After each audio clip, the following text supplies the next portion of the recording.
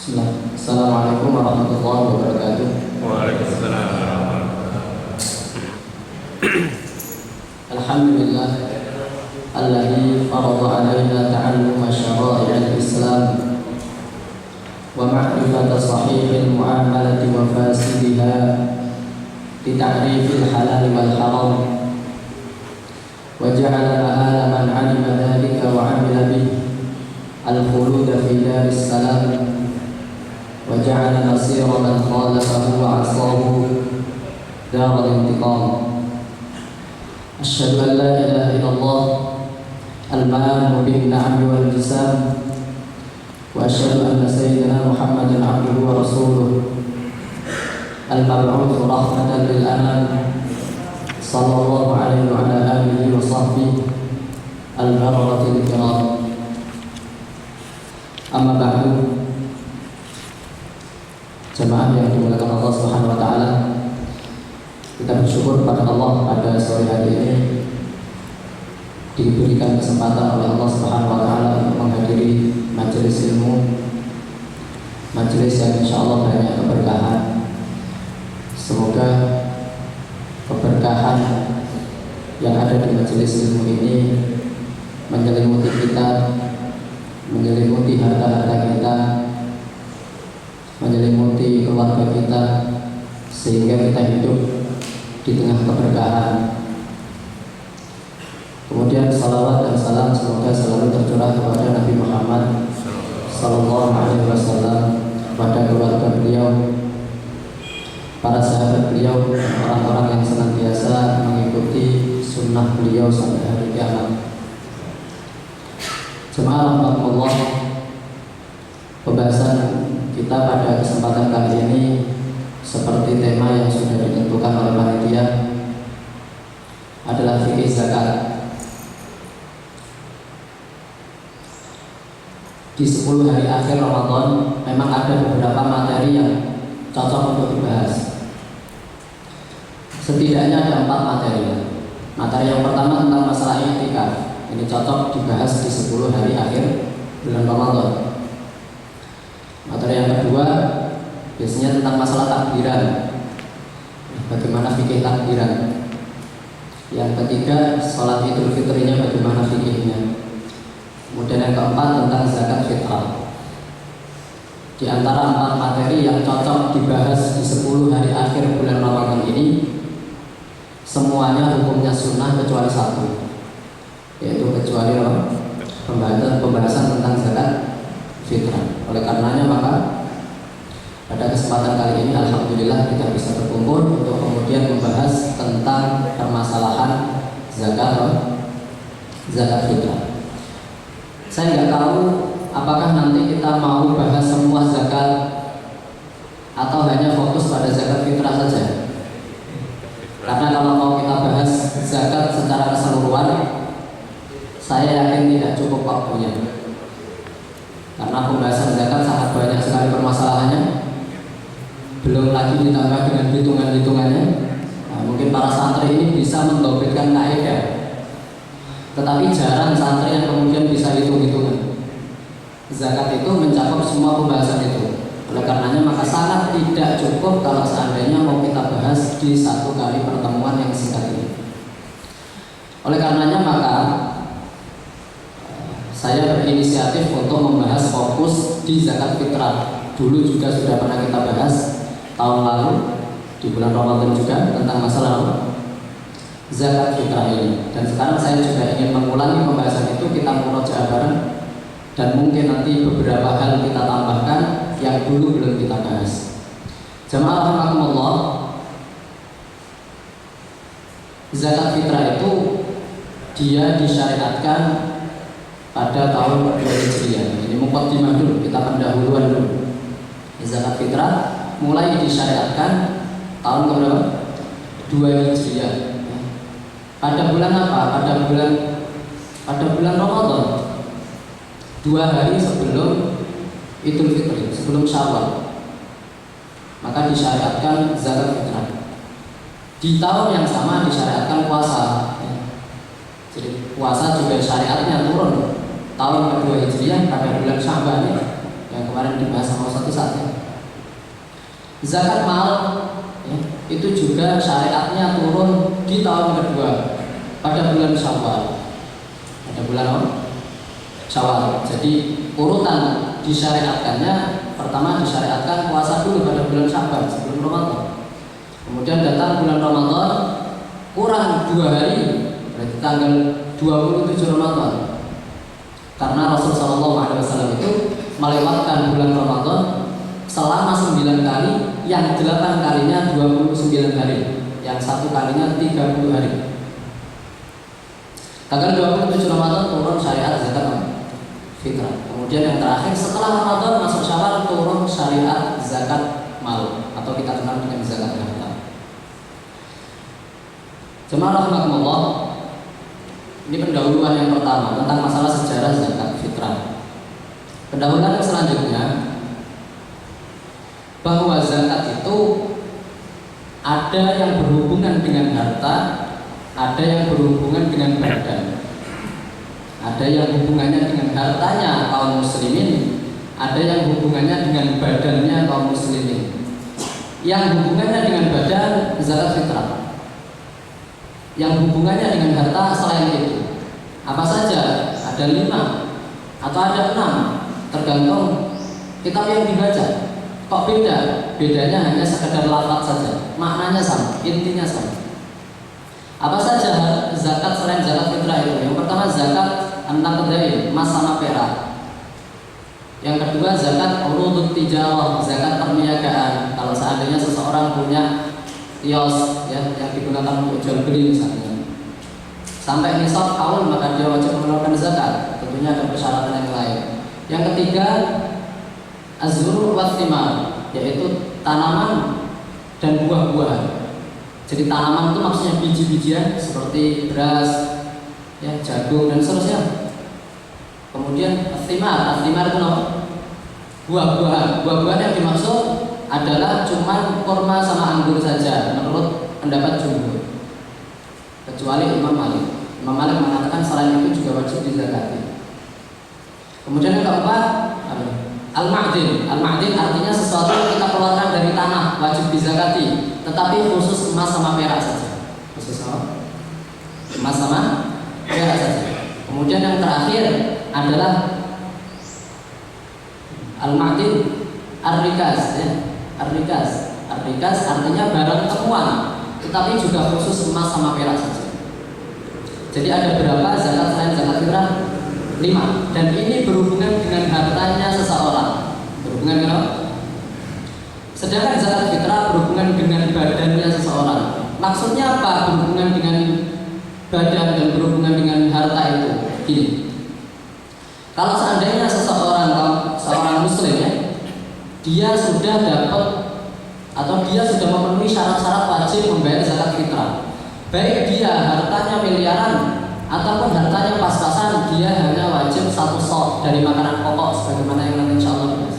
Tidak ada hubungannya sama sekali dengan apa? Harta. Hubungannya dengan apa?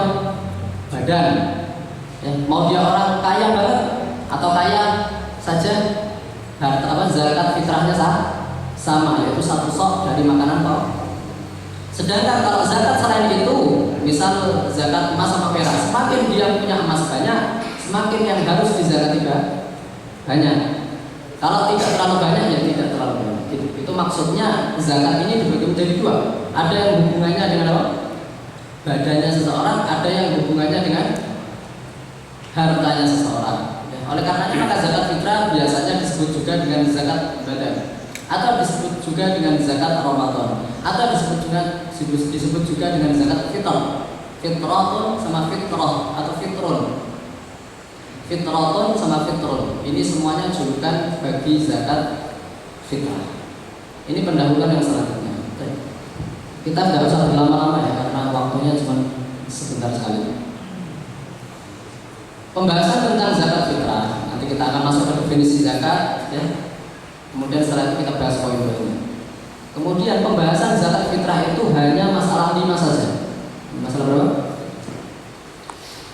Di kitab pasti hanya bahas 5. Mau kitab apapun, mau kitab yang kecil sama kitab yang besar, pembahasannya cuma 5, nggak akan keluar dari itu. Yang pertama pembahasan tentang siapa yang wajib mengeluarkan zakat fitrah, atau biasanya dikalimatkan oleh para ulama di kitab-kitabnya syarat wajib zakat fitrah. Siapa sih orang yang wajib membayar zakat? Ini pembahasan yang pertama. Kemudian pembahasan yang kedua tentang amman tukhrajuz zakat. Untuk siapa zakat itu dikeluarkan? Untuk siapa zakat itu dikeluarkan?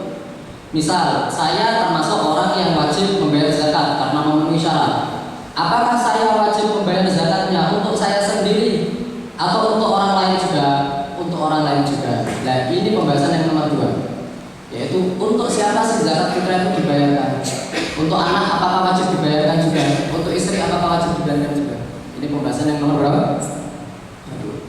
Kemudian pembahasan yang nomor ketiga ini pembahasan tentang al-mukhraj, apa yang dikeluarkan? Ya. Apa yang dikeluarkan? Kalau untuk zakat fitrah, sa'un min ghalibi qutil baladi, satu sa' dari makanan pokok di tempat tertentu.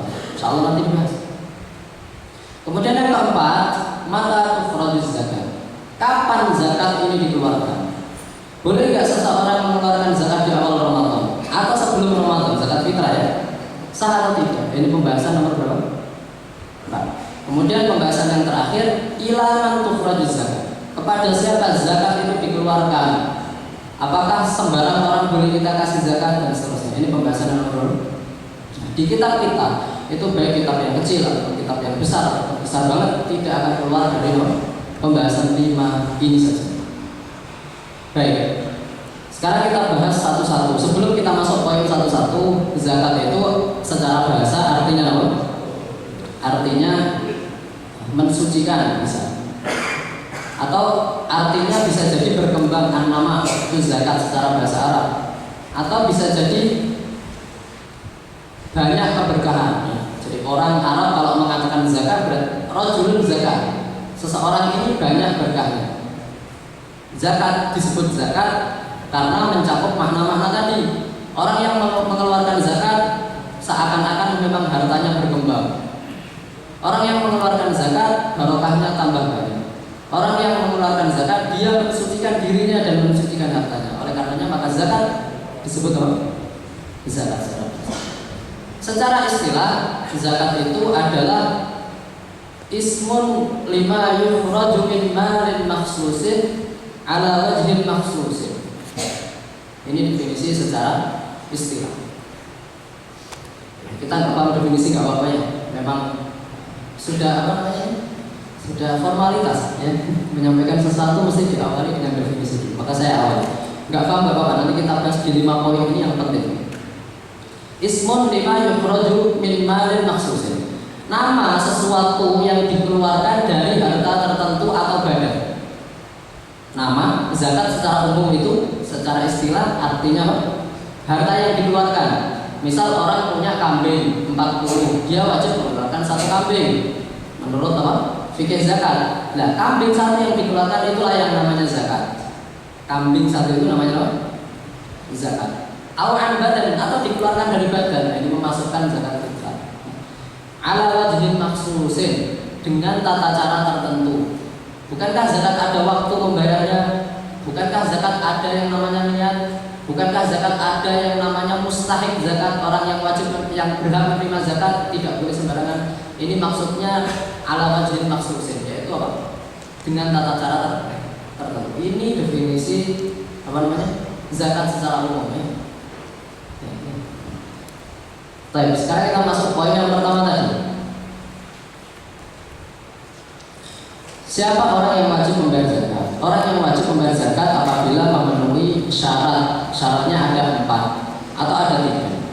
Karena yang 1 jarang, maka kadang-kadang di kitab disebutkan, kadang-kadang tidak disebutkan. Apa yang 4 itu? Yang pertama orang muslim.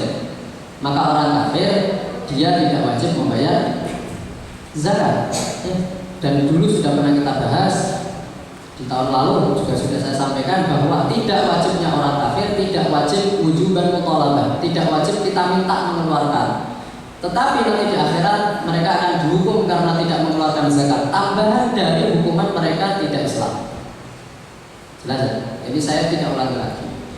Kemudian yang kedua, orang yang wajib membayar zakat adalah hur, merdeka. Nah, ini kadang di kitab ada syaratnya, kadang tidak ada.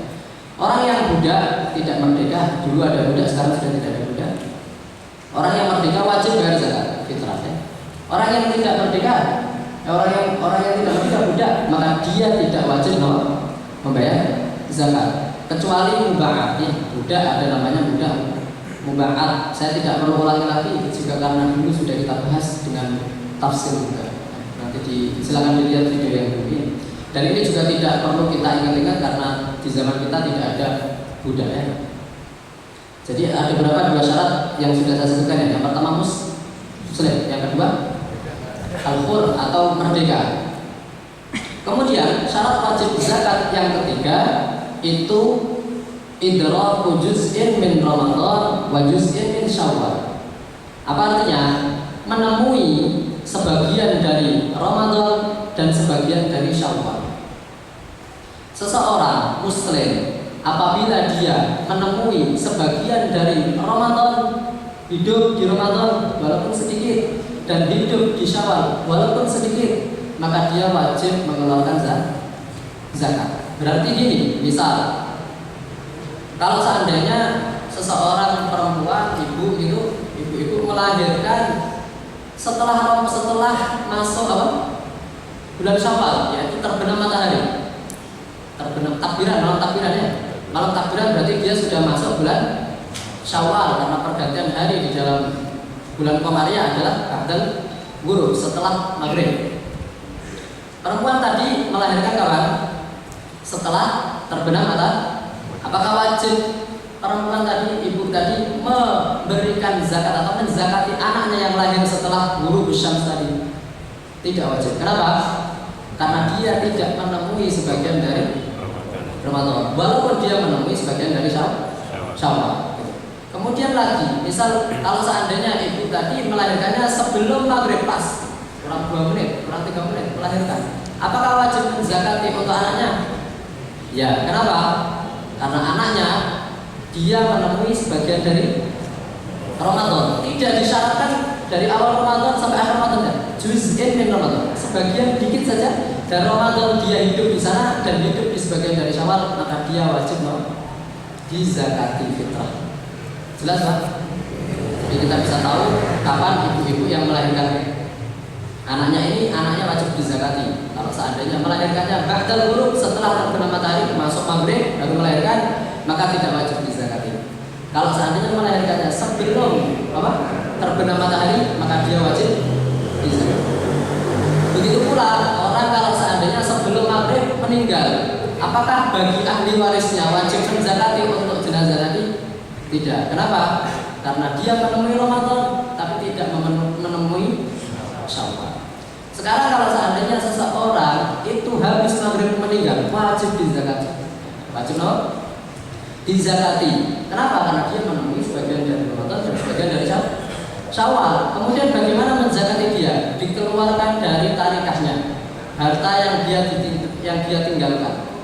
Harta yang dia tinggalkan, jenazah tadi meninggalkan harta, sebelum dibagi ke ahli waris itu harus dikeluarkan salah satunya untuk haknya Allah Subhanahu wa taala, yaitu zakat. Jadi harta waris itu ya, sebelum dibagikan ke ahli waris, dia harus dilihat berapa hari. Santri yang sudah berusaha. Ada 4 ya. Yang pertama, ada enggak haknya Allah yang belum ditunaikan? Ya, dalam kasus ini zakat. Hutang kepada Allah dulu, dikeluarkan uangnya untuk sesuatu yang hutang kepada Allah dulu, yang pertama. Kemudian yang kedua, mu'natut tajhiz ya. Apa itu mu'natut tajhiz? Keperluan pemakaman. Jadi, harta yang ditinggalkan oleh jenazah tadi sebelum dibagikan ke ahli waris digunakan untuk keperluan pemakaman.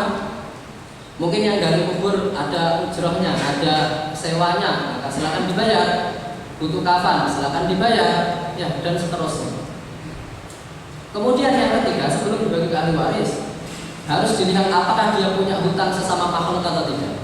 Hutang kepada manusia, yang ketiga.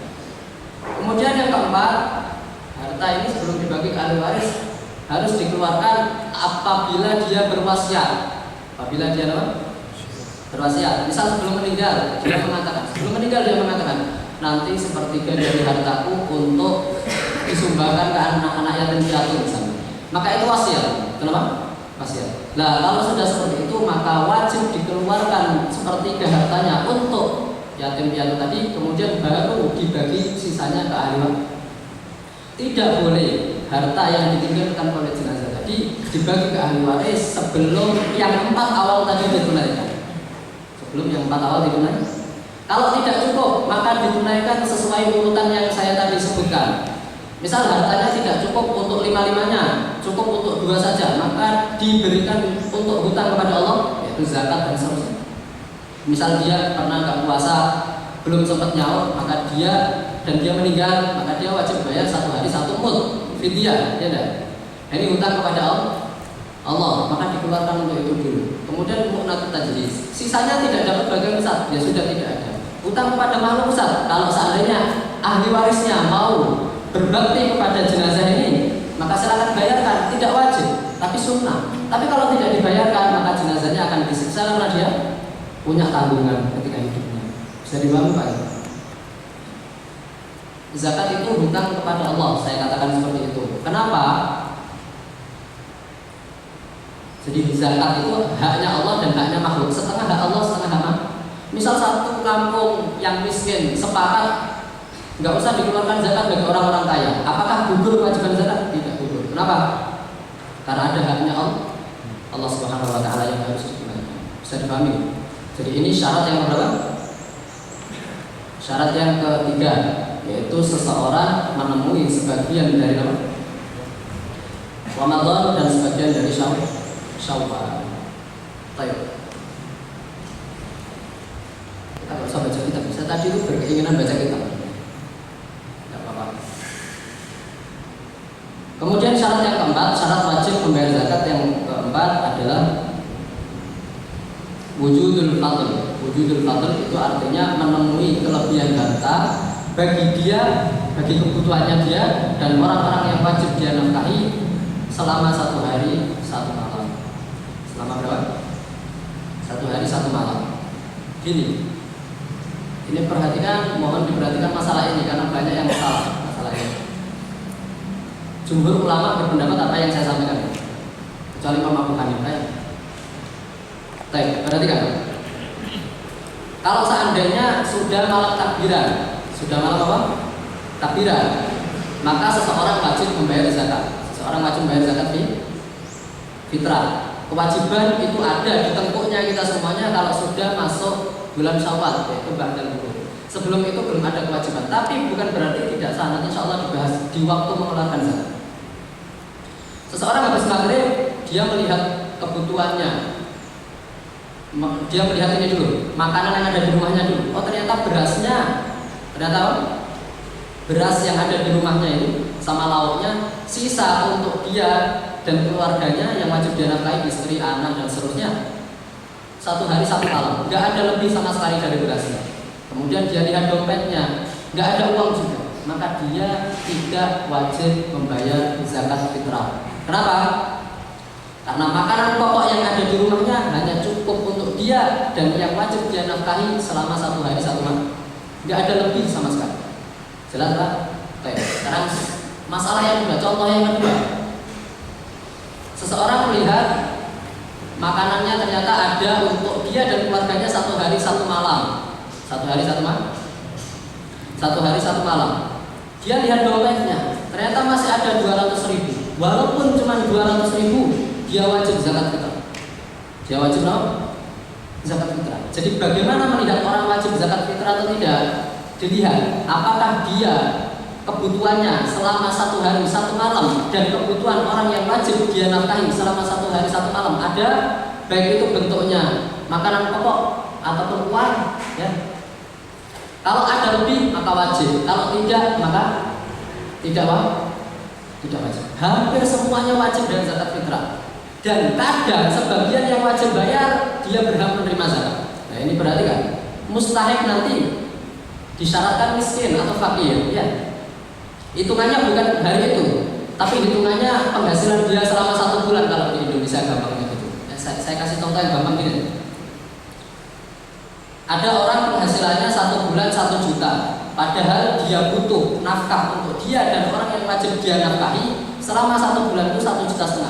Kurang atau cukup ini berarti? Kurang. Maka dia disebut miskin. Dia disebut apa?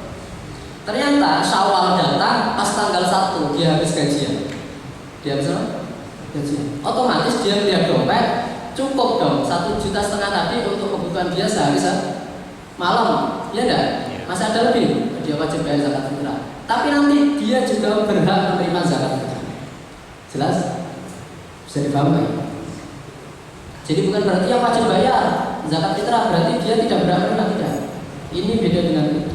Dan ini madzhabnya jumhur kecuali Imam Abu Hanifah saja. Saya ulang lagi syarat yang berapa tadi? Terakhir yang keempat, kapan seseorang wajib membayar zakat fitrah? Apabila dia menemukan kelebihan di hartanya untuk kebutuhan 1 hari 1 malam bagi dia dan orang yang wajib dia nafkahi. Kalau menemukan kelebihan baru wajib bayar zakat. Kalau tidak maka tidak wajib. Ini ijmalnya, ini umumnya. Baik, perhatikan. Misal seseorang yang wajib bayar zakat, yang melihat kebutuhan tadi di rumahnya, dia menemukan kebutuhan 1 hari 1 malam. Perhatikan ini contohnya. Jadi ada kebutuhan untuk dia dan orang yang wajib dia nafkahi 1 hari 1 malam cukup. Jelas kan? Tapi nggak ada lebihnya. Nggak ada lebih. Apakah dia wajib bayar zakat fitrah? Tidak wajib. Ustaz, dia punya rumah. Bukankah bisa jual rumahnya? Kemudian dia kontrak, tidak dibebankan untuk jual rumahnya. Jelas? Ustaz, dia punya mobil Avanza. Apakah dibebankan untuk jual mobilnya selama mobilnya itu cocok untuk dia? Cocok itu maksudnya nggak terlalu mewah, maka tidak dibebankan untuk menjual kendaraannya. Jelas ya? Tetapi kalau seandainya rumahnya tingkat, maka dibebankan untuk mengganti rumahnya dengan rumah yang sederhana. Nah, ini rumahnya tingkat nggak bisa bayar zakat fitrahnya. Satu soal. Kalau kendaraannya misalnya Pajero, ya. Tapi dia tidak menemukan kelebihan makanan 1 hari 1 malam dan uangnya juga pas habis-habisnya. Nggak ada juga di ATM misalnya. Maka dia dibebankan untuk menukar mobil Pajeronya dengan mobil yang cocok ya Avanza. Enak. Pun sudah cukup. Bisa dipahami ya? Baik, perhatikan sekarang. Sekarang orang kontrak. Orang apa? Kontrak ya, kontrak rumah. Kemudian dia melihat makanan pokok ada untuk dia dan untuk keluarganya wajib dia nafkahi selama 1 hari 1 malam, tidak ada lebihnya, tidak ada apa? Dari makanan pokoknya. Kemudian dia lihat ternyata dia punya tabungan yang akan digunakan untuk beli rumah. Akan digunakan untuk apa? Usaha rumah kan termasuk kebutuhan, wajib nggak dikeluarkan? Wajib dikeluarkan. Selama bentuknya masih uang, belum rumah, maka tetap dia berkewajiban membayar zakat fitrah. Dia punya tabungan untuk beli mobil Ustaz. Bukankah syariat Islam memperbolehkan seseorang mempunyai kendaraan? Bahkan itu bagian dari kebutuhan. Iya, bagian dari kebutuhan. Kendaraan mobil itu bagian dari kebutuhan. Ini simpenannya buat beli mobil Ustaz. Apakah tetap wajib mengeluarkan zakat? Wajib. Kenapa? Karena bentuknya masih bisa bangga. Ini syarat apa? Wajib zakat ada berapa tadi? 4. Terutama Dua Merdeka, ini dua-duanya sudah dulu pernah kita bahas juga. Beberapa model muda ada 5 yang sudah pernah kita bahas. Kemudian yang ketiga idrok wujudin dan Ramadan bagi syawal, memenuhi sebagian dari Ramadan dan sebagian dari apa? Yang keempat apa? Wujudul fadl, ada kelebihan dari kebutuhan dia dan orang-orang yang apa? Wajib dia nafkahi selama 1 hari 1 malam. Ustaz, saya kemarin habis beli kue lebaran Ustaz. Banyak, beli kue lebaran banyak. Kemudian ketika saya mau bayar zakat fitrah nggak ada lebihnya dari kebutuhan saya dan kebutuhan. Apakah dibebankan untuk jual kue tadi? Tidak, nggak usah dijual. Selama bentuknya sesuatu apa? Barang yang kita butuhkan tentunya, termasuk kue masa lebaran dibutuhkan dan itu ditulis oleh para ulama, dijelaskan oleh para ulama. Nggak usah dijual lagi. Sudah berarti dengan tidak wajib bayar zakat, hanya wajib menerima zakat. Baik, Ustaz, kalau seandainya tidak tidak cukup lebihnya untuk membayar semua yang kita wajib bayarkan, karena nanti kita akan bahas istri juga wajib kita bayar kan zakat fitrahnya. Wajibnya cukupnya cuma bayar satu zakat fitrah saja Ustaz, maka tetap dikeluarkan karena kaidahnya mengatakan al-maisur la yasqutu bil ma'sur, sesuatu yang gampang harus dilakukan. Harus dilakukan, tetap dikeluarkan walaupun cukup untuk membayarkan satu fitrahnya orang. Jelas kan? Nah, ini kira-kira masalah yang kemudian perlu kita sampaikan. Masalah yang pertama, poin yang pertama apa tadi? Masih ingat gak? Orang yang wajib dari zakat. Agak susah sariawan bisa sekali. Kemudian permasalahan yang kedua tentang apa tadi? Masih ingat yang nulis?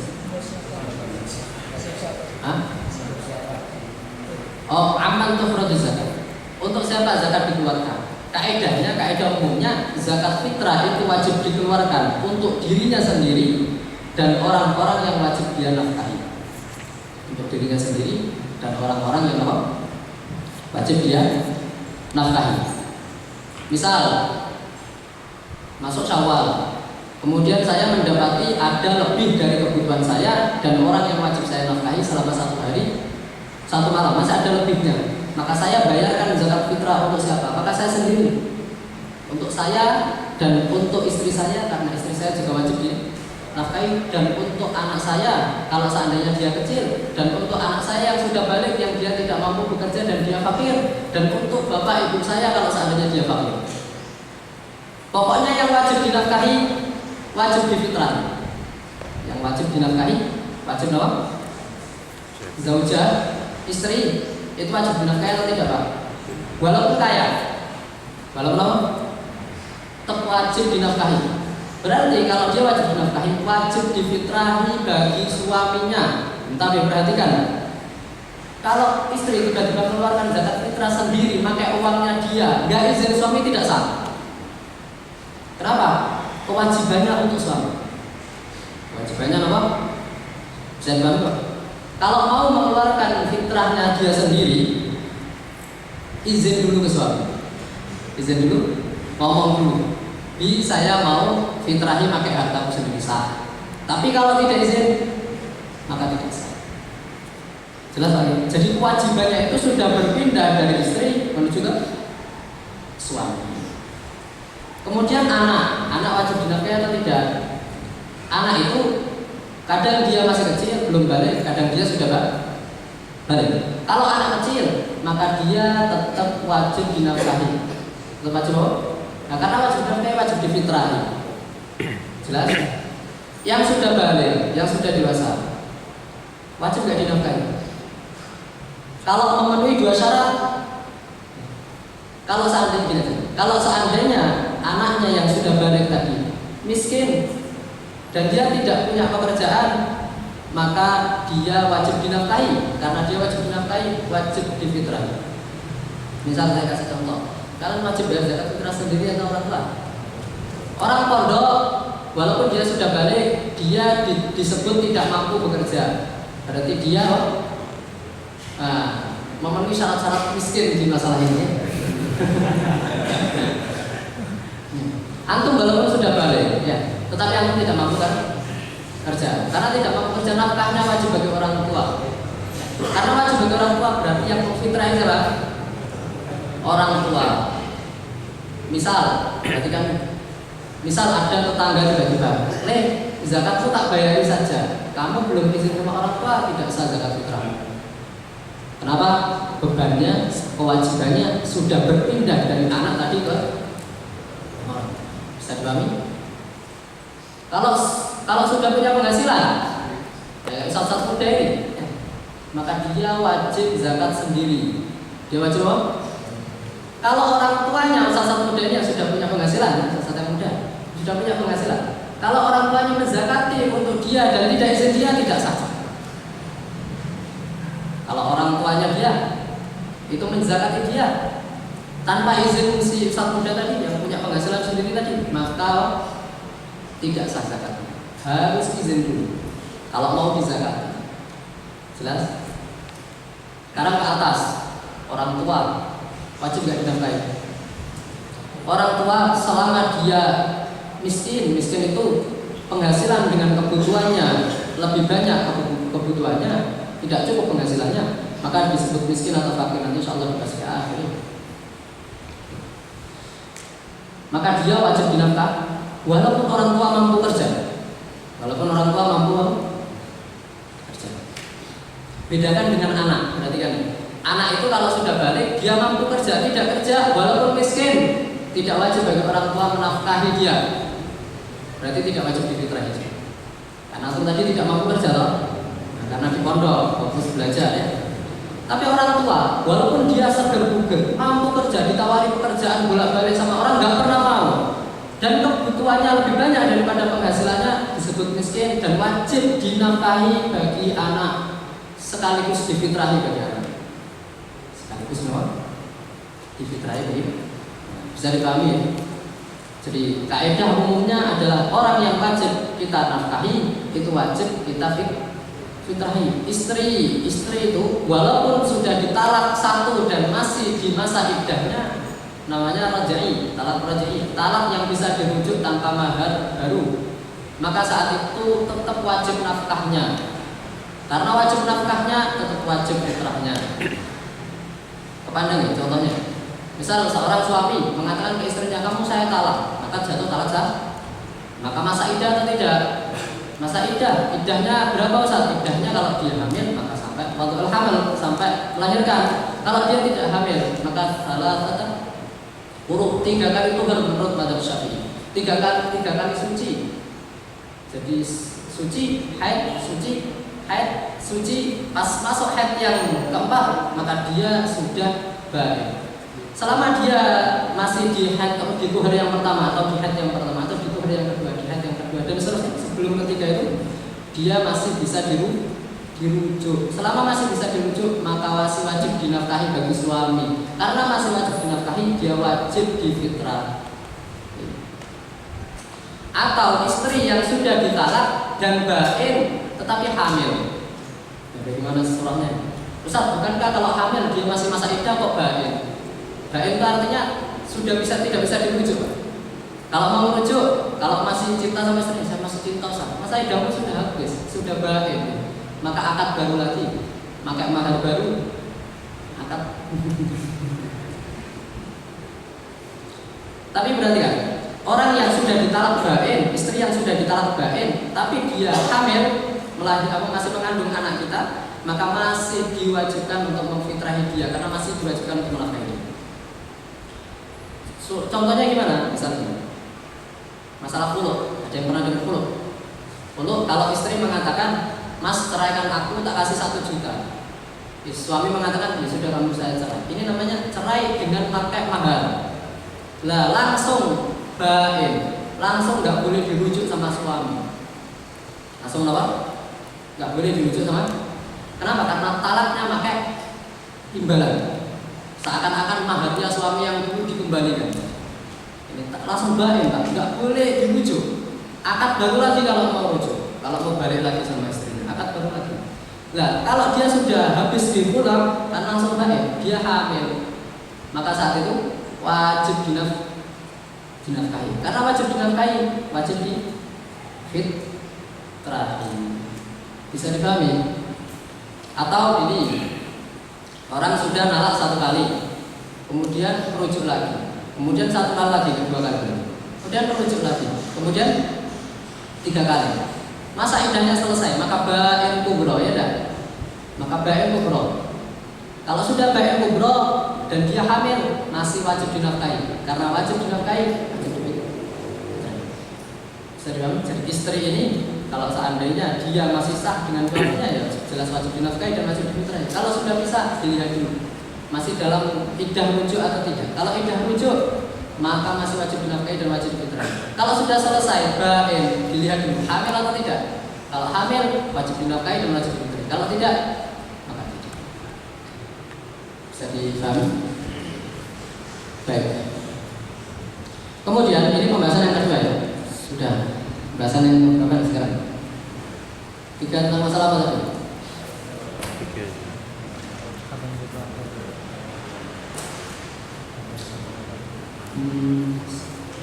Mal mufrad ya, apa yang dikeluarkan? Apa yang sah dikeluarkan untuk zakat fitrah? Yang sah dikeluarkan untuk zakat fitrah adalah sha'un min ghalibi qutil baladi.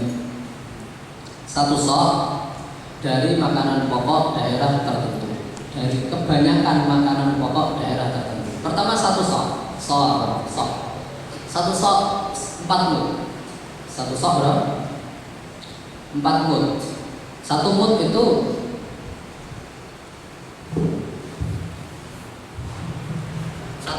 satu cakupannya orang yang muqtadil khilqah, yang penciptaannya tidak terlalu besar, tidak terlalu kecil untuk orang Indonesia di masa Nabi Sallallahu Alaihi Wasallam. Di masa Nabi Sallallahu Alaihi Wasallam. Jadi memang ukur satu sok itu memang harus bersanad sampai Nabi. Makanya kan sekarang ada berapa? Ada banyak ukuran-ukuran sok yang bersanad sampai Nabi. Itu bagus. Oh, silakan dicari. Banyak yang sudah punya di Indonesia. Segini satu mud. Ini berapa? 2 cakupan tangannya seseorang yang penciptaannya tidak terlalu besar, tidak terlalu kecil zaman Nabi tadi, ini 1 mud. 4 kali ini 1 sok. Itu yang wajib dikeluarkan untuk zakat fitrah untuk 1 orang. Berapa? Misal kalau seandainya seseorang punya tanggungan yang wajib dinafkahi 4 orang, sama dia 1 orang, berarti dia mengeluarkan berapa sok? 5 sok. Dia mengeluarkan berapa sok? 5 sok. Sok itu berapa Ustaz ilmunya ya? Perhatikan Pak ya. Aslinya poinnya ada di takaran. Ada di apa?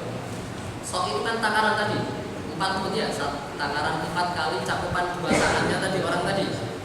Maka takaran atau timbangan? Takaran. Nah, itu beras saja Pak. Itu beras Delanggung mungkin dengan beras Wonogiri itu beda kepadatannya, ya enggak? Kadang sama takarannya 1 gelas misalnya, coba mungkin ditimbang nanti beras. Saya nggak ngerti beras. Beras Wonogiri dengan beras Delanggung misalnya, mungkin bisa jadi beda. Kenapa? Tingkat padat dalamnya beras itu berbeda. Misal contoh ya, sama-sama 1 gelas, yang 1 beras, yang 1 jagung, beda nggak? Beda ukuran timbangannya. Kenapa? Karena beda kepadatan.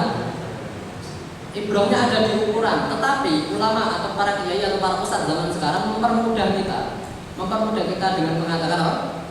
Sudah dikeluarkan saja 2,5 kilo atau 2,7 kilo atau 3 kilo. Biasanya yang difatwakan oleh orang-orang yang bermadzhab Syafi'i itu 3 kilo.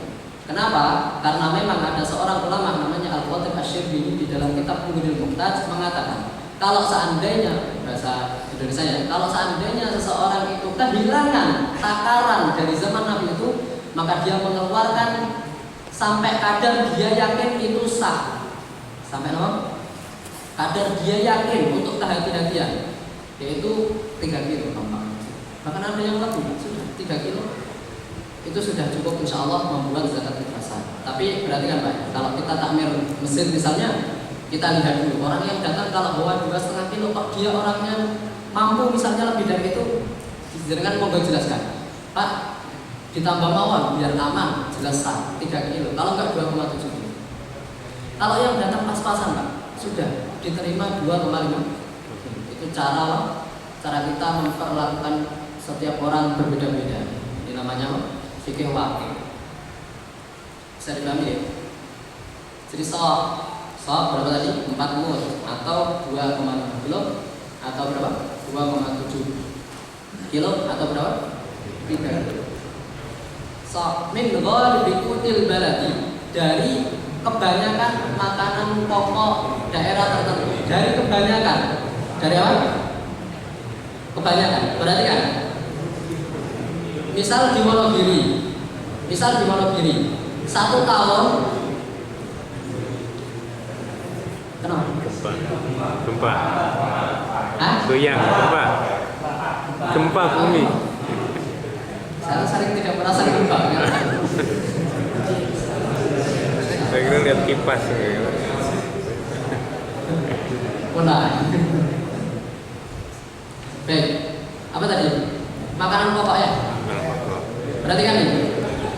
Kalau di Wonogiri dia dalam 1 tahun punya 2 makanan pokok, misalnya makanan pokok beras dengan makanan pokok jagung misalnya, maka dipilih yang paling banyak digunakan selama 1 tahun. Selama apa? 1 tahun.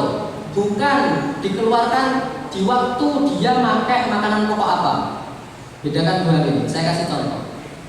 Misal monogin itu dalam 1 tahun 10 bulan makannya jagung, kemudian sisanya makannya beras, maka dia wajib mengeluarkan jagung atau beras?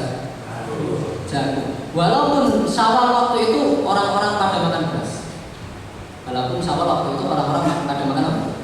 Ini yang kuat di mazhabnya Imam Syafi'i. Ada qaul beberapa, tapi yang kuat, yang dirajihkan oleh banyak ulama, yang dikuatkan oleh banyak ulama, dan kalau kita memilih insya Allah aman. Aman karena banyak ulama yang milih, Pak. Kita tidak sendiri ya. Maka saat itu memilih yang paling banyak digunakan dalam 1 tahun, bukan yang waktu itu digunakan. Karena yang waktu itu apa? Ya, alhamdulillah kita cuma beras saja. Kalau di luar negeri, di Timur Tengah kan di sana kadang roti, kadang nasi. Ya. Roti dari gandum. Maka apa? Maka dilihat yang paling banyak digunakan. Kalau gandum berarti yang dikeluarkan gandum. Kalau beras berarti yang dikeluarkan apa? Baik. Dulu saya pernah sebutkan makanan pokok apa saja yang sah dikeluarkan untuk zakat fitrah. Ada berapa dulu? 14. Ya. Dinadumkan oleh seorang ulama, dinukil oleh Al-Imam Al-Baijuri di dalam hasyahnya, billahi sal syaikha di ramzin hakam masalah an fawri tarki zakatil fitri lau jahil. Pertama billah bur gandum mahal ya. Urutan pertama gandum. Sul ini gandum yang dia punya 2 biji ya, atau biasanya disebut oleh para fuqaha dengan gandum nabawi. Gandum apa? Orang Arab sekarang pun jarang ada yang lihat. Zaman Nabi dulu kan. Kemudian yang ketiga syair, gandum juga. Cuma kualitasnya di bawahnya bubur atau tomah. Ini gandum juga. Jadi gandum. Saya di dzurrah. Dzurrah artinya apa? Jagung. Jagung urutan keberapa nih? Ramzin ruz. Nah, beras. Beras urutan kelima. Ramzin himmas atau humus. Kalau dobirnya di kitab Baijuri al-himmas. Al-himmas itu kacang, gitu ya. Model kacang. Kalau dijelaskan tidak ada di Indonesia. Dilihat di Google nanti himmas. Mim shad ya, keluar. Modelnya seperti kacang hijau, tapi bukan kacang hijau ya. Modelnya seperti kacang hijau tapi bukan kacang hijau. Mas juga bentuk kacang. Masalah kemudian adas, kacang juga ini kacang semua. Full, nah, kacang agak besar ya. Ini biasanya makan. Kalau pengen pengiritan di luar negeri makan full, murah ya. Anfauri tarki tamar, apa nih? Korma, urutan ke berapa? 10. Korma urutan ke 10. Zabib, kismis, zakatul al-fitri, akik itu dia susu hewan gitu yang dia sudah dipadatkan, dikasih apa namanya? Garam kemudian dipadatkan. Ini jadi makanan pokok. Beberapa negara zaman itu sekarang mungkin sudah jarang. Akik, zakatul fitri apa nih? Laban, susu ya. Jahila, juga keju. Ada 14 makanan pokok yang sah digunakan untuk membayar zakat fitrah. Selain ini tidak sah. Selain apa? Tidak sah. Misal, makanan pokok daerah tertentu itu sagu. Misal ada di Maluku ya, sagu. Maka mengeluarkannya adalah makanan pokok yang dekat dengan daerah sana, yaitu beras. Ya, tidak boleh sah. Sudah dikeluarkan beras. Nanti fakir miskin kalau dia mau menjual, silakan dijual. Silakan dijual, dijadikan uang monggo. Silakan, itu terserah orang yang dikasih. Gitu aja. Jadi supaya kita benar-benar apa? Ini insya Allah sudah disepakati para ulama. Jangan keluar dari ini. Kalau keluar dari ini nanti ada kemungkinan bisa jadi tidak salah. Yang sepakat 14 ini. Maka kalau ada yang tidak ada makanan pokok dari 14 ini dikaitkan dengan daerah yang paling dekat dengan dia. Makanan pokoknya apa? Baik, itu jadi ada berapa? 14. Yang wajib dikeluarkan makanan pokok daerah itu atau atasnya, atau apa? Urutan atasnya Misal kita makanan pokoknya beras, dzurra atau jagung, bukankah tadi derajatnya di atasnya beras tadi? Nah, boleh mengeluarkan jagung. Boleh mengeluarkan apa? Perhatikan Pak. Tapi Al-Imam Ibnu Hajar Al-Haytami di dalam kitab Tuhfatul Muhtaj memberikan syarat sah mengeluarkan jagung untuk beras yang kita makanan pokoknya beras dengan syarat mustahiknya ridho. Dengan syarat apa? Yang menerima zakat itu rela. Apa misal kita mengatakan, Bu, ini saya bayar pakai jagung, jadi serapa pokok. Tapi kalau dia tidak rela, menurut Al-Imam Ibnu Hajar Al-Haytami tidak sah. Harus dengan kerelaan mustahik zakat. Tetapi pendapatnya Imam Ibnu Hajar Al-Haytami tidak disukai oleh pensyarahnya kitab beliau, penulis hasyahnya kitab beliau, namanya Ibnu Qasim Al-Abbadi. Beliau mengatakan pendapatnya Ibnu Hajar fihi nazar, ada perselisihan pendapat. Nah, kita ikut pendapatnya Ibnu Hajar saja. Ada banyak ulama yang mengkritik pendapatnya Ibnu Hajar, tapi saya lebih cenderung pendapatnya Ibnu. Ini ulama besar Pak, di mazhab Syafi'i sangat diakui perkataannya. Oleh karenanya maka monggo kita ikuti, yaitu kalau kita mengeluarkan di atasnya makanan pokok kita urutannya, maka dia sah, tetapi dengan syarat kerelaan mustahik zakat. Kalau tidak rela, maka tetap kita kembalikan ke makanan pokok. Ya misal kita baru panen jagung, enggak bisa mengeluarkan beras, ini jagung saja. Kalau itu ya mau baik. Tetapi jelas tidak sah kalau seandainya dikeluarkan di martabah bawahnya, di urutan bawahnya. Misal makanan pokok kita beras, mengeluarkannya tamar, kurma, maka tidak sah karena martabahnya di bawahnya bittifaq ulama tidak sah. Tidak ada perselisihan pendapat. Baik. Ini permasalahan yang berapa nih? Yang ketiga tentang apa yang dikeluarkan dari. Dan tambahan, tidak boleh mengeluarkan satu sok untuk dua jenis. Misal saya mengeluarkan satu sok yang wajib saya keluarkan itu setengah sok, itu apa namanya? Beras, setengah soknya jagung, maka tidak sah. Tapi kalau seandainya bedanya bukan beda jenis, tapi beda macam, boleh. Ustaz, saya punya setengah kilo beras walau biru sama setengah kilo beras belagu misalnya. Nah, berasnya beda, sah, boleh nggak? Ya. Karena satu macam, karena satu jenis, walaupun beda macam. Walaupun apa? Beda macam. Bisa dipahami? Baik, itu yang ketiga. Kemudian pembahasan yang keempat ya. Pembahasan yang keempat tentang apa nih? Waktu ya. Waktu mengeluarkan zakat. Apa nih? Mata tukhraju zakat. Kapan zakat dikeluarkan? Perhatikan Pak. Kewajiban zakat itu ada di tengkuk kita semuanya nih kaum muslimin yang mampu yang memenuhi syarat wajib tadi. Kalau sudah masuk Syawal, kalau sudah apa? Baru wajib, ya kan? Tetapi boleh dibayarkan dari awal Ramadan. Dari awal apa? Kenapa? Karena kaidah mengatakan apabila sebab wajibnya suatu ibadah itu ada dua, kalau dilaksanakan di sebab yang pertama maka sah. Nah, sebab wajibnya zakat fitrah itu yang satu memenuhi Ramadan dan Syawal. Nah, sebab yang satunya memenuhi Ramadan. Maka kalau didahulukan di sebab yang pertama sudah sah. Didahulukan di sebab yang pertama maka. Dan ini pendapatnya jumhur setahu saya. Imam Syafi'i mengatakan boleh awal Ramadan. Imam Abu Hanifah juga mengatakan boleh awal Ramadan. Imam Malik yang mengatakan tidak boleh kecuali 2 hari sebelum malam takbiran. Sebelum Idul Fitri ya, 2 hari sebelum Syawal. Ini mazhabnya Imam Malik. Tetapi jumhur mengatakan boleh juga. Bahkan ada qaul di mazhabnya Abu Hanifah mengatakan boleh sebelum Ramadan. Boleh sebelum apa? Kita ikut mazhab Syafi'i saja ya. Ini sekedar tambahan. Kita ikut mazhabnya Syafi'i, Imam Syafi'i bahwa boleh membayarkan zakat fitrah dari mana? Dari awal Ramadan sudah boleh. Tetapi ingat Pak, kalau kita keluarkan zakat fitrah kita di tengah-tengah Ramadan atau di awal Ramadan, maka belum tentu sah. Maka belum tentu. Kenapa? Karena yang kita kasih bisa jadi sebelum Syawal dia meninggal. Dan orang yang meninggal sebelum Syawal, apakah dia mustahik zakat? Tidak mustahik zakat. Maka kita wajib mengeluarkan lagi. Wajib apa?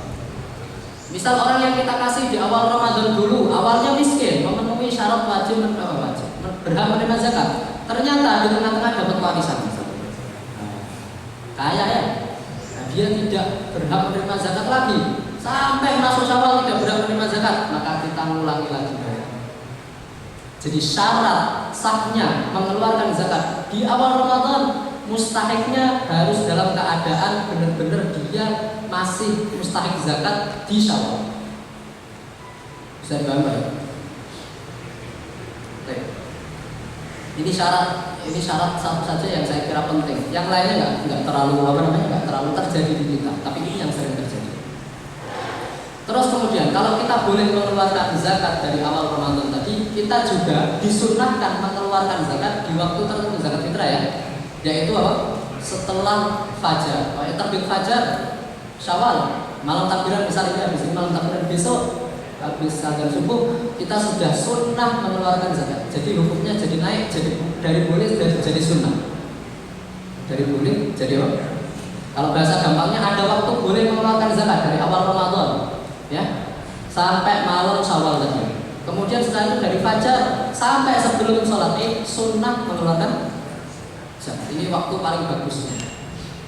Tetapi tentunya ini susah zaman kita, Pak ya. Susah sekali zaman kita. Oleh karenanya maka beberapa ulama, misal Al-Khwarizmi seorang ulama Hanafi mengatakan sunnahnya bukan ketika fajar Syawal, tapi sebelumnya, yaitu malam Syawalnya sudah sunnah. Sunnah mengeluarkan zakat. Kita juga masih susah membagikan waktu ini, ya. Sudah sibuk, semoga Pak ya. Sudah banyak ini sudah repot sebenarnya semua bahasa ini. Baik. Kemudian ada waktu makruh mengeluarkan zakat fitrah, yaitu setelah salat Idul Fitri. Setelah apa? Salat Idul Fitri. Habis salat Id kok dia belum mengeluarkan zakat, maka tetap wajib mengeluarkan zakat, hukumnya makruh. Gimana? Sampai kapan makruhnya? Sampai sebelum terbenam matahari. Sebelum. Kalau sudah terbenam matahari dan seterusnya, maka dia haram, masuk waktu haram, dapat dosa tapi wajib. Apakah kewajibannya gugur? Kalau sudah ketemu maghrib, tidak gugur, tetap wajib. Hak Allah tidak jatuh, ya. Hak Allah tidak jatuh, tetap wajib dibayarkan, tapi ikut dosa. Kecuali kalau ada udzur, ya. Misal saya kelupaan, saya zikir loh. Misalnya, tapi susah sekali. Berpikir lupa ya. Mikir apa ya? Ala kulihat, pokoknya kalau seandainya dia sudah masuk apa?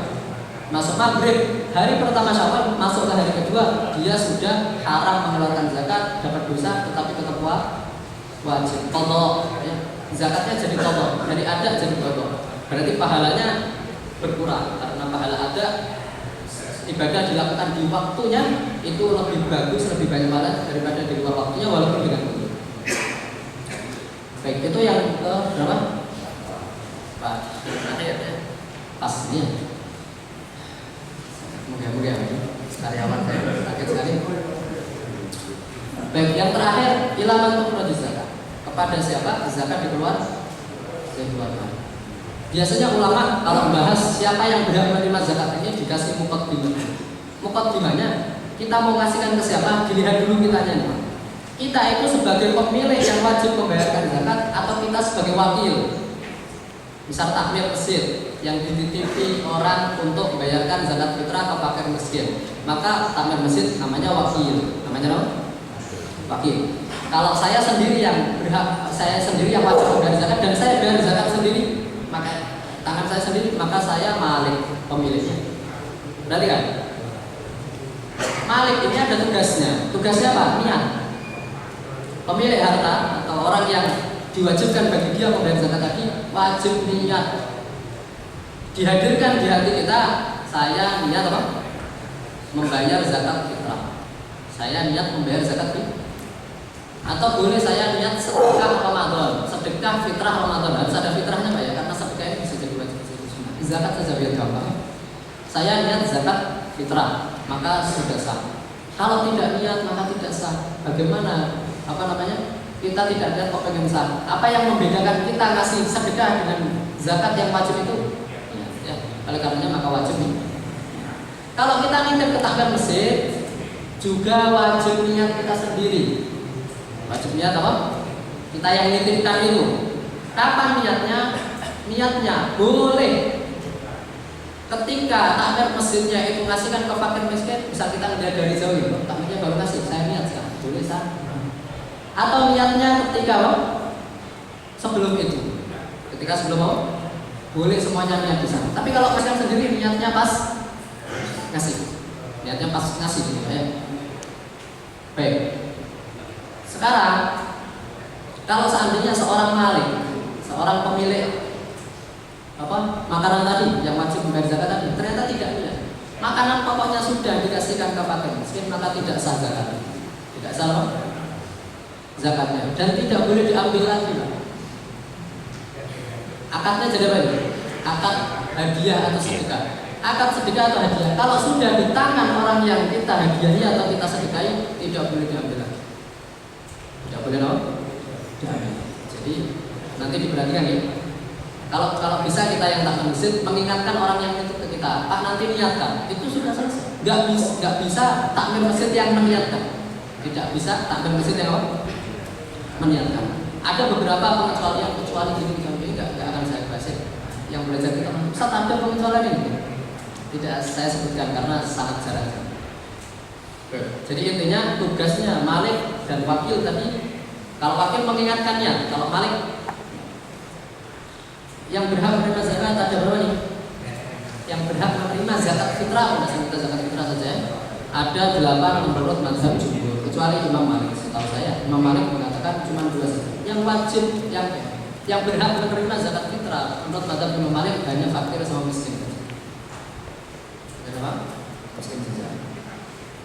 Mazhab Syafi'i 8 asnaf yang disebutkan Allah di Al-Quran semuanya berhak menerima, tapi sebagian sudah tidak ada. Apa saja itu? Innamas shadaqatu lil fuqara, untuk fakir, wal wal amil, Allah, kemudian firriqah, budak, kemudian wal gharimin, wa benis fisabilillah. Wa benis sabil ada berapa ya? Fisabilillah ya, kelihatan ya, fisabilillah, fisabil. Ya, yang bekerja di jalan Allah dan orang yang dalam perjalanan. Baik, sekarang kita bahas satu-satu secara singkat ya. Fakir adalah orang yang dia tidak punya uang, tidak punya apa? Tidak punya uang dan tidak punya pekerjaan sama sekali. Satu, ini jarang. Atau dia tidak punya pekerjaan sama sekali, punya uang, tetapi uangnya tidak cukup untuk kehidupan dia sampai mati. Sampai enggak? Bagaimana ukurnya? Misal ada orang sepuh sudah tua ya nggak bisa kerja, tapi dia masih punya harta yang belum mungkin diwariskan dari keluarganya. Berapa? 100 juta misalnya. Nah pertanyaannya 100 juta ini kalau digunakan untuk umurnya bapak yang sepuh tadi cukup atau tidak? Untuk sampai meninggal? Ukurannya berapa? 60 tahun. 60 tahun. Karena Rasulullah SAW bersabda, "Ahmara ummati ma baina sittin." Umurnya umatku kebanyakan dari 60 sampai 70. Dihitungnya kata para ulama sampai 70. Kira-kira 100 juta itu cukup nggak kehidupannya sampai umur 60 tahun? Kalau cukup dia tidak fakir, tidak berat menerima. Bisa dipahami? Jadi orang walaupun tidak punya pekerjaan, kalau dia punya uang cukup sampai akhir hayatnya yaitu 60 tahun, maka dia tidak disebut fakir. Kalau tidak cukup, fakir. Baik, sekarang orang tidak punya uang misalnya, tapi dia punya pekerjaan, tidak punya uang tabungan, tapi punya pekerjaan untuk kehidupan dia, untuk kebutuhan dia dan yang wajib dinafkahi cukup, maka tidak disebut fakir juga. Berarti kan baik. Jadi orang punya pekerjaan, misal kebutuhan dia dan orang yang wajib dinafkahi 1 bulan 1,5 juta, dia gajinya 1,5 juta pas, nggak punya tabungan, maka dia tidak disebut fakir. Tidak disebut apa? Tidak berhak menerima zakat. Kapan dia disebut fakir? Kalau seandainya kebutuhannya 1,5 juta, ternyata dia gajinya cuma 700.000. Berapa? 700.000 kalau dibanding dengan 1,5 juta itu berapanya? Di bawah setengahnya. Karena di bawah setengahnya namanya fakir. Kalau di atas setengahnya dan masih belum cukup, namanya miskin. Ya. Ini di dalam mazhab Syafi'i, mazhab Abu Hanifah kebalik. Ya, miskin lebih parah daripada fakir. Tapi madhabnya jumhur, fakir lebih parah daripada miskin. Buktinya apa? Buktinya di surat Al-Kahfi. Ada orang miskin. Fakanat masakin, amma safinatu fakanat. Orang miskin itu punya perahu. Maka tentunya keadaannya lebih bagus daripada orang fakir. Baik, itu yang pertama apa? Fakir. Yang kedua, bisa paham ya? Miskin sama fakir tadi. Yang ketiga apa nih? Orang miskin kan ambil sekali lagi saya tekankan, ambil itu menurut madhab setahu saya malah 4 madhab. Itu orang yang ditunjuk oleh daulah yang sah sebagai pengambil zakat. Ya. Kalau takmir dia posisinya bukan amil tapi wakil. Tapi no? Kalau dia tidak amil, takmir nggak boleh ngambil zakat dari no? Dari yang dia terima. Ya. Diupah saja, ya. Diupah dari mesin mungkin, atau ada orang yang mau upahi dia, mungkin warga sana yang punya kelebihan harta. Saya tak mengupahi yang wakil ini. Ya. Jangan kita mengambil apa yang tidak menjadi hak kita. Cuman beras Pak, insya Allah nanti diganti Allah yang lebih baik. Al-amil, jadi amil sekali lagi seseorang petugas pengambil zakat yang dan penyalur zakat yang ditunjuk oleh daulah. Kemudian yang keempat apa nih? Wal mu'allafati qulubuhum, orang yang lemah hatinya. Bisa jadi orang itu baru masuk Islam atau sudah lama masuk Islam tetapi dia belum terlalu senang dengan Islam, boleh dikasih. Yang mu'allafati qulubuhum bisa jadi baru masuk Islam atau orang yang sudah lama masuk Islam tetapi karena nenek moyangnya juga tidak bagus keislamannya, boleh dikasih. Itu mu'allaf qulubuhum, hatinya masih tidak terlalu kuat ya. Maka mau silakan dikasih. Kemudian apa? Wafir riba, budak sudah tidak ada ya. Wal gharimin, orang yang punya hutang. Kayak apa? Orang yang punya hutang ini boleh dikasih zakat fitrah. Tentunya kalau seandainya hutangnya itu untuk sesuatu yang diperbolehkan.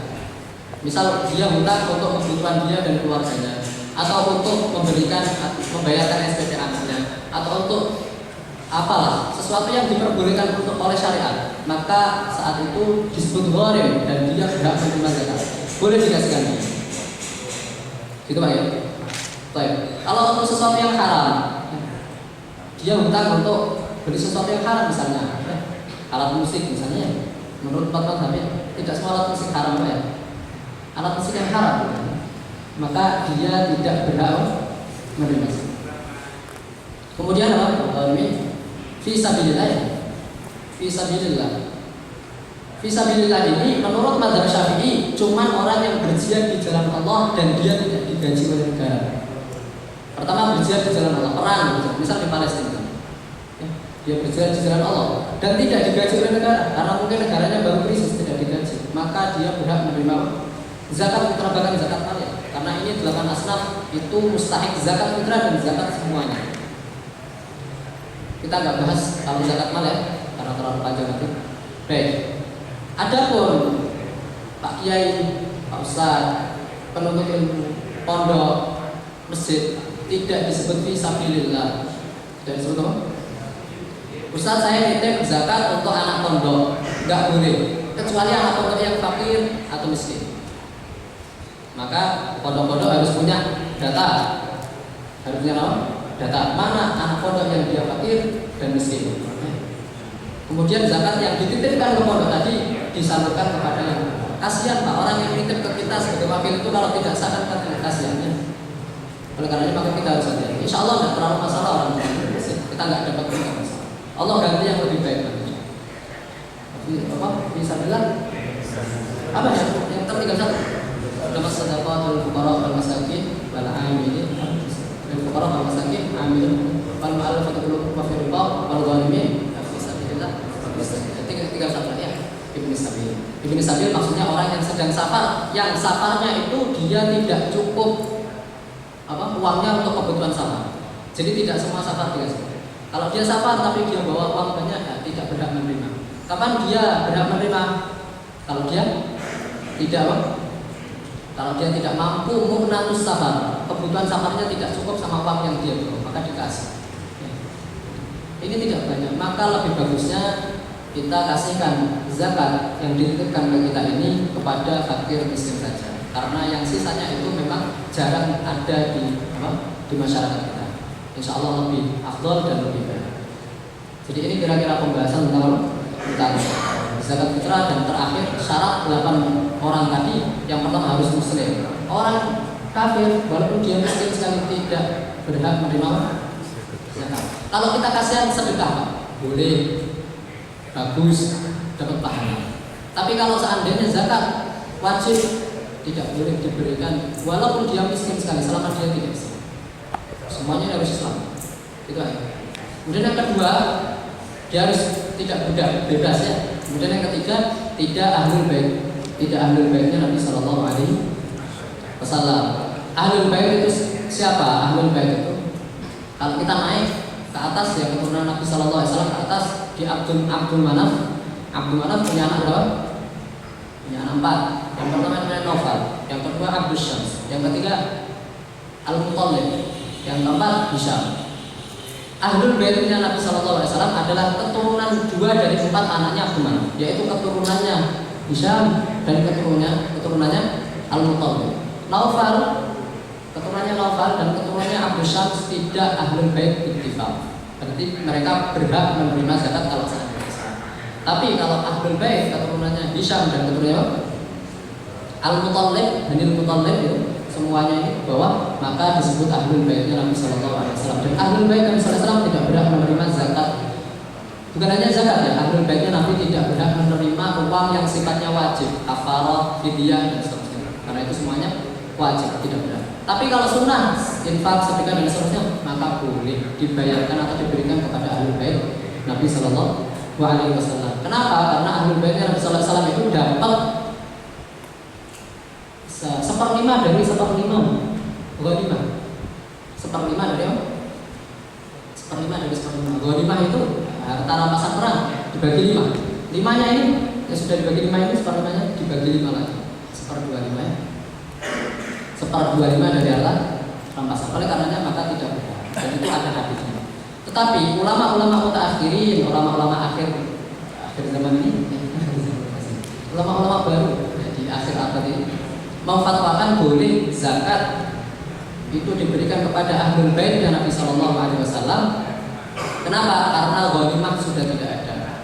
Karena ghanimah sudah tidak ada, ilahnya sudah tidak ada. Rasul mengatakan jangan ahlul bait itu tidak berhak menerima zakat karena dia berhak menerima ghanimah. Karenanya sudah tidak ada, maka hukumnya sudah tidak ada. Oleh karenanya maka boleh diberikan kepada ahlul bait Nabi Shallallahu Alaihi Wasallam menurut pendapat ulama-ulama akhir. Jadi, tetapi lebih hati-hati kita tidak berikan kepada ahlul bait Nabi Sallallahu Alaihi Wasallam. Mungkin itu yang bisa kami sampaikan karena sudah setengah 6. Semoga bisa jadi manfaat kita semuanya. Saya tutup. Subhanakallahumma rabbana wa bihamdika asyhadu an la ilaha illa anta astaghfiruka wa atubu ilaik. Alhamdulillahi rabbil alamin. Assalamualaikum warahmatullahi wabarakatuh.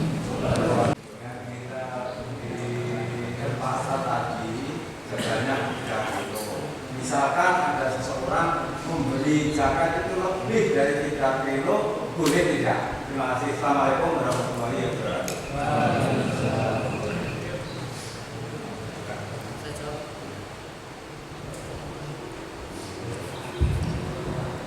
Tujuan dari zakat adalah membuat kaya orang fakir.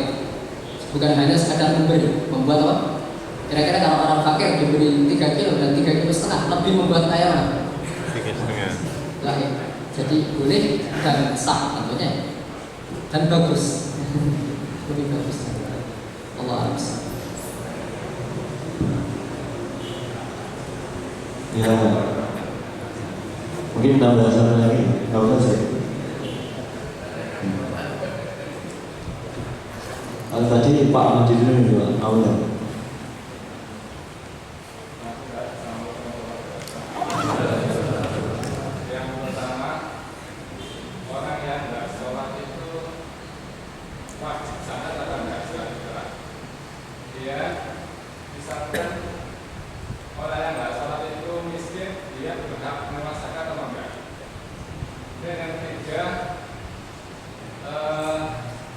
Misalkan di daerah itu nggak ada orang miskin,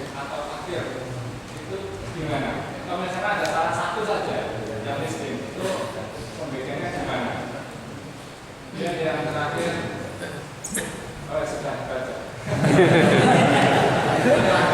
Lali.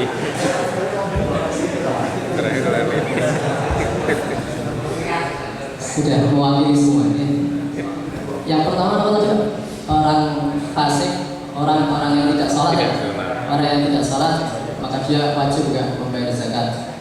Orang yang tidak sholat itu bisa jadi dua. Dia meyakini sholat tidak wajib, kafir, ittifaq ulama.